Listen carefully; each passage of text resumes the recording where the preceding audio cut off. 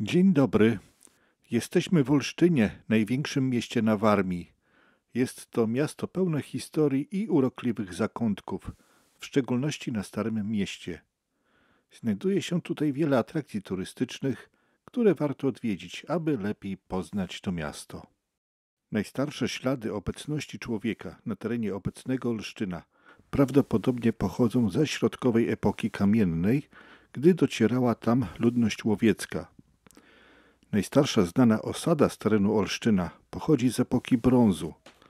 Została odkryta w 1933 roku w Zakolołyny przy obecnej ulicy Grabowskiego. Stanowisko zostało zbadane archeologicznie. Badania wykazały, że grodzisko znajdowało się na wzniesieniu otoczonym z trzech stron wodą i było ogrodzone podwójną palisadą. Jej twórcami była ludność kultury łużyckiej. Na początku VI wieku w okolice Olsztyna przybył lud, który pozostawił po sobie zaawansowaną kulturę, zwaną jako Grupa Olsztyńska. Po ustąpieniu bogatej kultury olsztyńskiej następuje regres i przerwa kulturowa, a następnie powolne kształtowanie się plemion pruskich. Z czasem nastąpiło wyludnienie ziemi zamieszkanej przez pruskich Galindów i aż do podboju krzyżackiego okolice Olsztyna pozostawały niemal niezamieszkane. Od 1230 do 1283 roku zakon krzyżacki dokonał podboju całości ziem Prusów i Jadźwingów. Jednak pod koniec XIII wieku Galindia była już niemal całkowicie wyludnioną krainą. Nie jest pewne, jakie były tego przyczyny i kiedy to nastąpiło. Granice Warmii odpowiadają obszarowi dominium biskupów warmińskich w granicach państwa zakonu krzyżackiego w latach od 1243 do 1464 roku, a następnie biskupiego księstwa warmińskiego w obrębie korony Królestwa Polskiego w latach od 1464 do 1772 roku. Po pierwszym rozbiorze Polski Warmia weszła w skład państwa niemieckiego, a w 1945 roku wróciła z powrotem do Polski. Początki miasta Olsztyn sięgają połowy XIV wieku. Jego powstanie wiąże się z działalnością zakonu krzyżackiego, który w pierwszej połowie XIV wieku rozpoczął budowę zamku kapituły warmińskiej. Zamek ten miał pełnić funkcję obronną oraz administracyjną. W 1353 roku Olsztyn otrzymał prawa miejskie na podstawie prawa chełmińskiego. Miasto początkowo rozwijało się jako ośrodek handlowy i rzemieślniczy, korzystając ze swojego strategicznego położenia przy ważnych szlakach handlowych i w pobliżu rzeki Łyny. W XVI wieku w mieście mieszkał wielki człowiek Mikołaj Kopernik, który w latach od 1516 roku do 1521 roku pełnił funkcję administratora dóbr kapituły. Kopernik nie tylko zarządzał miastem, ale także przygotował obronę zamku przed wojskami zakonnymi w czasie wojny polsko-krzyżackiej. Tutaj również prowadził swoje obserwacje astronomiczne. W 1945 roku, pod koniec II wojny światowej, Olsztyn został zdobyty przez Armię Czerwoną. Miasto doznało poważnych zniszczeń, ale po wojnie zostało włączone do Polski i odbudowane. Współczesny Olsztyn jest ważnym ośrodkiem naukowym, kulturalnym i turystycznym. Miasto przyciąga turystów swoją historią, zabytkami, licznymi jeziorami i zielonymi terenami. Zachowane fragmenty średniowiecznych murów, zamek kapituły warmińskiej oraz bazylika konkatedralna świętego Jakuba Apostoła świadczą o bogatej przeszłości miasta. Przed chwilą oglądaliśmy nocne migawki z różnych miejsc w Olsztynie. Spacer po Olsztynie rozpoczynamy w przypadkowym miejscu na ulicy Nowowiejskiego i idziemy w kierunku Bramy Górnej, która jest także nazywana Bramą Wysoką. Stare miasto w Olsztynie to miejsce, gdzie historia łączy się z nowoczesnością. Malownicze uliczki, zabytki i kulturalne wydarzenia sprawiają, że każdy powinien tu znaleźć coś dla siebie. Po krótkim spacerze dochodzimy w okolice Bramy Górnej. Przed bramą znajduje się obecnie dziura w ziemi z wykopaliskiem archeologicznym. W wykopie widzimy pierwotne kamienne fundamenty Bramy Górnej z XIV wieku. Brama Górna została wybudowana po wytyczeniu północnych granic miasta w drugim akcie lokacyjnym z 4 maja 1378 roku na osi wylotu głównego traktu komunikacyjnego. Jest jedyną bramą z 3, które kiedyś znajdowały się w murach obronnych otaczających miasto. Później, w wyniku zniszczeń wojennych, brama była wielokrotnie przebudowywana i odbudowywana. Dokonywano w niej wielu przeróbek, m.in. nadano odmienny kształt otworom okiennym i szczytowi budowli. Przebito przejście dla pieszych. W 1863 roku przetrzymywano tutaj Wojciecha Kętrzyńskiego, obwinionego o przemyt broni dla powstania styczniowego. W 2003 roku brama została odrestaurowana. W jej blędzie pojawił się wizerunek Matki Bożej Królowej Pokoju, podarowany Olsztynowi przez Jana Pawła II. Dzieło zostało wykonane techniką szklanej mozaiki w jednej z rzymskich pracowni. Odwracamy się i widzimy ulicę Staromiejską. Jest to jedna z najbardziej malowniczych i historycznych ulic w mieście, znajdująca się w sercu Starego Miasta. Jest to miejsce, które przyciąga zarówno mieszkańców, jak i turystów swoją wyjątkową atmosferą, architekturą i licznymi atrakcjami. Po chwili dochodzimy do ulicy Targ Rybny, którą przechodzimy na plac o tej samej nazwie. Targ Rybny powstał w miejscu wolnej przestrzeni graniczącej z murami miejskimi po powiększeniu miasta o dzielnicę północną w drugiej lokacji w 1378 roku. Pierwotnie znany był jako Targ Świński. Nazwa Targ Rybny pojawiła się na początku XIX wieku. Po II wojnie światowej zburzono większość budynków stojących przy placu, które były w stanie nie nadającym się do odbudowy, a plac uzyskał nową nazwę generała Karola Świerczewskiego-Waltera. Z początkiem lat 90. XX wieku nazwa placu została z powrotem zmieniona na przedwojenną Targ Rybny. Postanowiono odbudować kamienice stylizowane na zabudowę przedwojenną.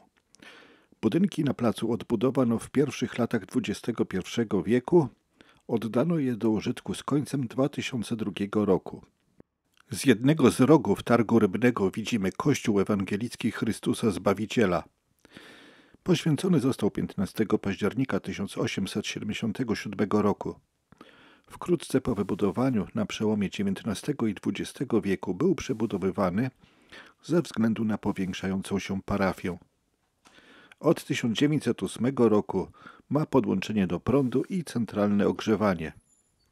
Kościół posiada jedną wieżę o wysokości 43 metrów, na której znajduje się zegar. Tymczasem przeszliśmy obok tego kościoła ulicą Gazety Olsztyńskiej na ulicę Zamkową. Tuż obok kościoła znajduje się pomnik ławeczka Mikołaja Kopernika. Ten wielki człowiek mieszkał przez pewien czas w Olsztynie, o czym wspomniałem na początku filmu w części nocnej. Można usiąść obok i zrobić sobie ładne selfie z tym pomnikiem. Idziemy dalej ulicą Zamkową. Przed nami widzimy zamek kapituły warmińskiej i z lewej strony ulicy Zamkowej zabytkowe budynki. Zamek kapituły warmińskiej jest jednym z najważniejszych zabytków miasta. Zamek należał do kapituły warmińskiej, która wraz z biskupem warmińskim do 1454 roku podlegała wojskowej opiece zakonu krzyżackiego. Z tego względu odegrał sporą rolę podczas wojen polsko-krzyżackich. W 1410 roku po bitwie pod Grunwaldem poddał się bez walki Polakom. W 1414 roku zdobyli go oni po kilkudniowym oblężeniu. W czasie wojny 13-letniej przechodził z rąk do rąk. Krzyżacy zagrozili zamkowi i miastu jeszcze w 1521 roku. Jednak obrona była tak skuteczna, że poprzestali po jednym nieudanym szturmie. Kapituła powierzała zarządzanie komornictwem olsztyńskim wybieranemu co roku ze swojego grona kanonikowi nazywanemu administratorem. W latach od 1516 roku do 1521 roku z krótką przerwą administratorem komornictwa olsztyńskiego był Mikołaj Kopernik. On właśnie przygotował obronę Olsztyna przed najazdem krzyżackim.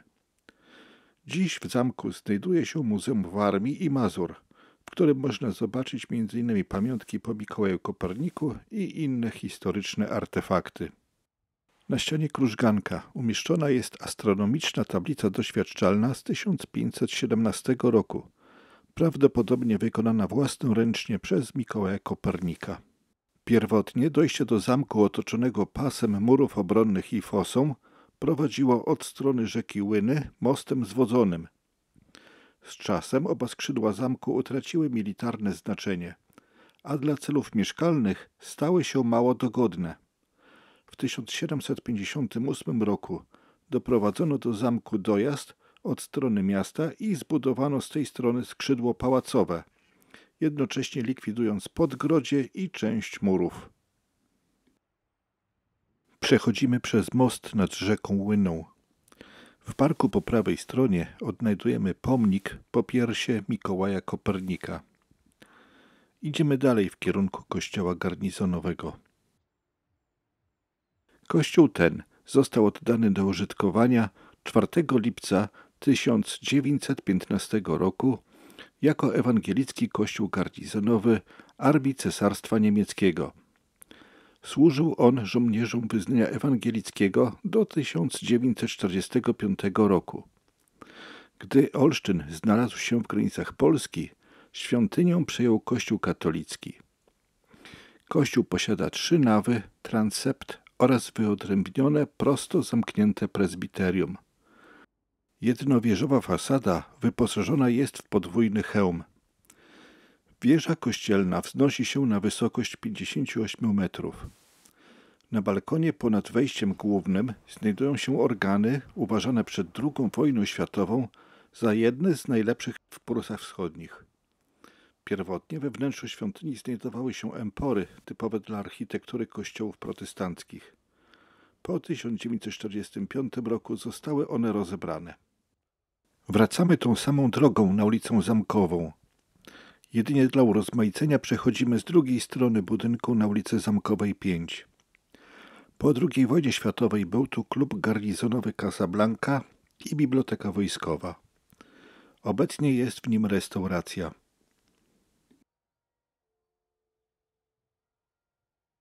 Dochodzimy do amfiteatru imienia Czesława Niemena, położonego obok wspomnianej w filmie pomniku ławeczce z Mikołajem Kopernikiem.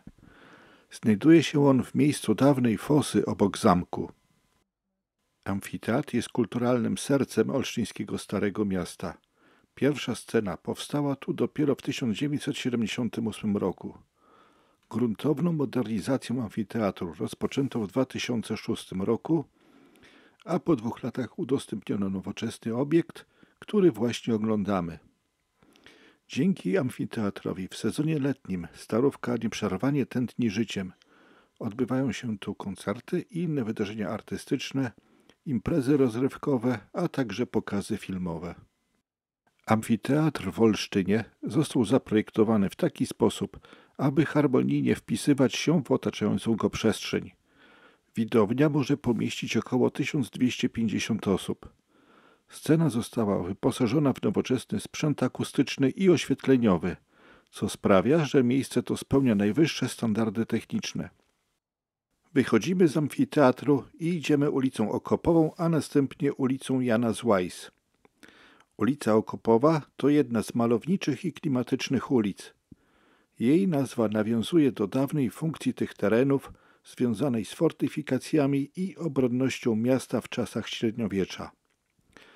Wzdłuż ulicy biegły mury miejskie, a w pobliżu znajdowała się fosa, która otaczała Olsztyn, chroniąc go przed najazdami. Spacerując nią można dostrzec ślady przeszłości w architekturze budynków i układzie przestrzennym, a także cieszyć się spokojną atmosferą tej części miasta. Doszliśmy do centralnego placu Starego Miasta. Na jego środku widzimy stary ratusz. Dookoła widzimy rzędy kamienic, które tworzą niepowtarzalny klimat tego miejsca. Większość z nich została odbudowana po II wojnie światowej, ale zachowano ich historyczny charakter i wygląd. Stary ratusz w Olsztynie był wielokrotnie przebudowywany. Pierwotnie został zbudowany w stylu późnogotyckim. W 1620 roku uległ spaleniu, podobnie jak większa część miasta. 4 lata później został odbudowany, jednak całkowicie zmienił się jego wygląd. W 1945 roku stary ratusz został spalony po raz drugi i ponownie został odbudowany. Pod ratuszem znajdują się średniowieczne piwnice, niestety niedostępne dla zwiedzających. Kamienice wokół rynku, jak zauważyliśmy, tworzą wspaniały klimat tego miejsca. Pełnią one dziś różne funkcje. Mieszczą się w nich restauracje, kawiarnie, sklepy z pamiątkami oraz galerie sztuki. Szczególną uwagę przyciągają fasady zdobione detalami architektonicznymi, takimi jak gzymsy, attyki i płaskorzeźby, które odzwierciedlają różne style architektoniczne.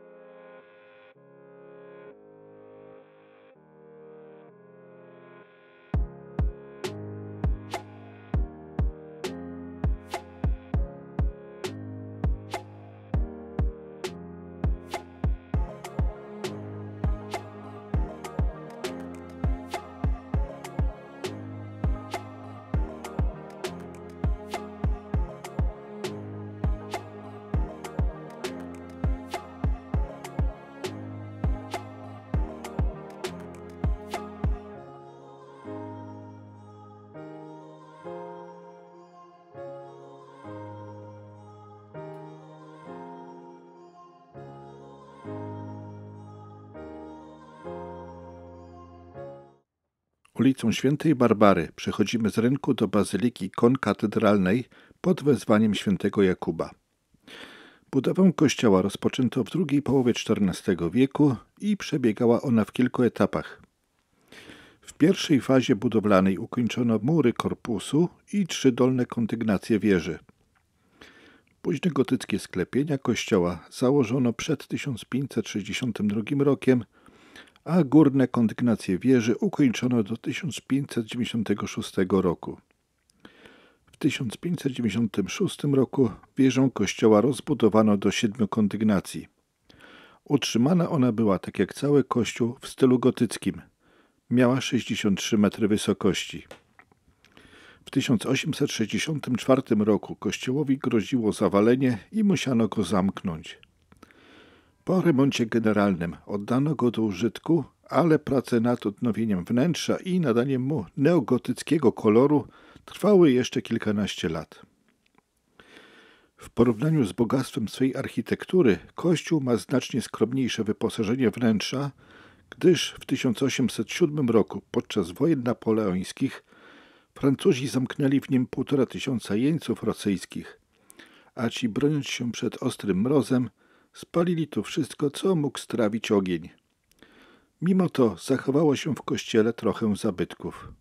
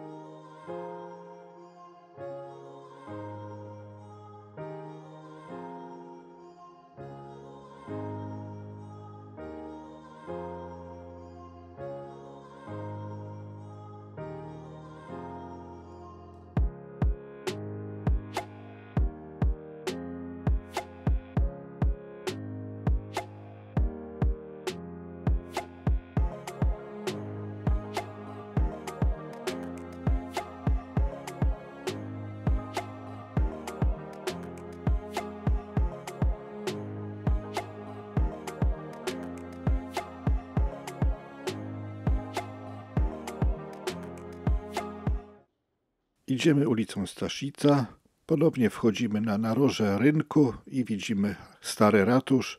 Następnie skręcamy w lewo na ulicę Prostą. Ulica Prosta to jedna z najstarszych ulic w Olsztynie, znajdująca się na terenie Starego Miasta.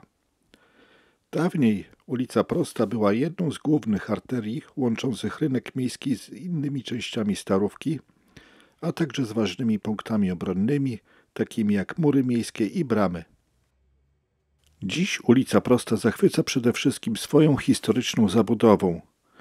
Znajdują się tutaj malownicze kamienice, które choć w większości zostały odbudowane po II wojnie światowej, zachowują dawny charakter. Część fasad ozdobiona jest detalami architektonicznymi nawiązującymi do stylu gotyckiego, barokowego i klasycystycznego. Spacerując ulicą Prostą można zauważyć jej nawierzchnię, która podkreśla jej zabytkowy klimat. Wiele budynków mieszczących się przy ulicy zaadaptowano na kawiarnie, restauracje, sklepy z pamiątkami i galerie sztuki, co sprawia, że miejsce to tętni życiem, zwłaszcza w sezonie turystycznym. Doszliśmy do mostu świętego Jana Nepomucena. Jest on najstarszym i najsłynniejszym mostem w Olsztynie. W przeszłości w pobliżu mostu stała kapliczka z czerwonej cegły. W 1869 roku w miejsce likwidowanej kapliczki na samym moście umieszczono kamienną figurę świętego Jana Nepomucena. Figura ta zniknęła tuż po II wojnie światowej. W 1996 roku wraz z remontem samego mostu ufundowano kopię zaginionego pomnika. W pobliżu mostu znajduje się Aleja Gelsenkirchen, którą przechodzimy do parku. Tutaj zakończymy nasz spacer po Starym Mieście w Olsztynie. Niedługo na tym kanale ukażą się kolejne filmy o następnych miasteczkach lub miejscach. Dlatego zasubskrybuj ten kanał, jeśli jeszcze tego nie zrobiłeś, napisz komentarz i wciśnij łapkę w górę.